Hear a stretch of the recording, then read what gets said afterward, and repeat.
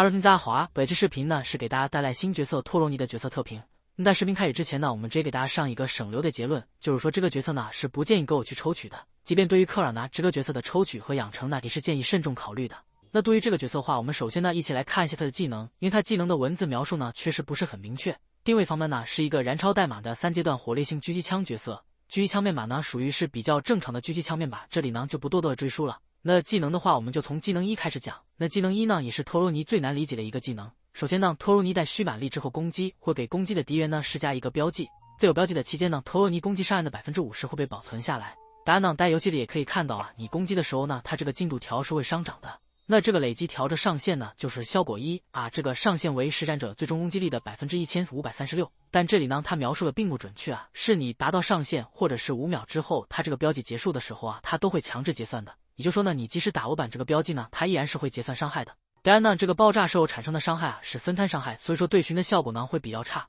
而技能2呢是全蓄力攻击5次的时候会给自身提高这个分摊伤害，然后呢还有一个全蓄力攻击命中5次的时候会给目标减这个防御力。那这里注意的是啊，这个分摊伤害呢提高的是它技能1累积的这个上限，并不是在结算伤害的时候呢去提高这个伤害。也就是说呢，除非你的托罗尼伤害非常之高，不然的话在非开大期间呢，这个效果基本上可以等于没有。而包脸技能的话，就给自身提供一个超高的攻击力加成，同时呢会提高技能1的这个累积速度。那这里实特的是啊，特罗尼在非开大期间想要去打满技能1的这个累积条呢是非常困难的，但在开大的时候呢还是比较轻松能打满的。那也看到有人在讨论，那他这个技能呢输入之际相当于一个50%的伤害提升。那这里呢也可以告诉你并不是。首先呢，托罗尼的技能1啊在施加的时候，这一枪呢是不计数的，可以看到呢是0%。同时呢，如果你开大或者你伤害削弱很高的情况下，把这个本率打满的话，你最后一枪所溢出的伤害呢也是不计入的。那这里呢，我们可以非常直观的来看一下托罗尼的伤害呢到底是处于一个什么水平。那确实是目前的托罗尼的强度啊，即使对于克扰来说啊，也并不愿意跟他去投入什么资源。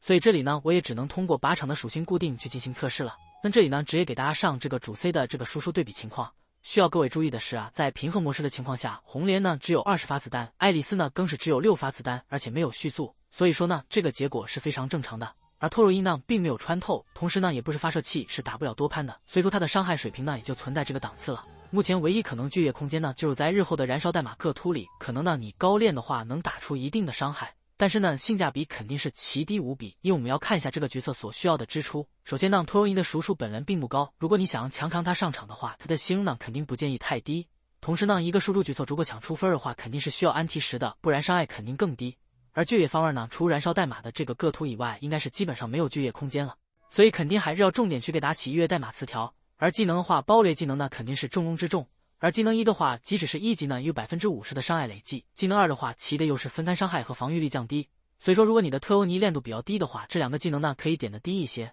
但是呢，这个角色如果你的量又低的话，它也没有什么上场的必要。所以说呢，话又照回来，这个角色呢，即使是抽到了，也并不建议去养成，因为呢，养成还是挺贵的，它能就业的环境呢也比较少。所以总体来说呢，托欧尼是一个自身伤害并不是很高，同时呢达不了多判，同时呢又没有辅助能力，自身充能效率呢也不快的一个角色。无论是推图、会战、各突还是竞技场中呢，应该都没有什么很亮眼的发挥。而且因为自身呢并没有什么很强力的机制，也没有辅助能力，即使是各突带垃圾刀中呢，他也并没有什么很强的破零架能力。所以整体来说呢，特欧尼这个角色除了真爱党和克劳以外，并不建议去抽取。那后续呢可能还会有联动，还有下活，说不定2周年呢还会带来一个强力的主 C。所以说特洛伊呢，不管是抽还是生凶呢，都是完全不建议的。行，本期视频的话，总结这么多吧，兄弟们，等拍下再见了。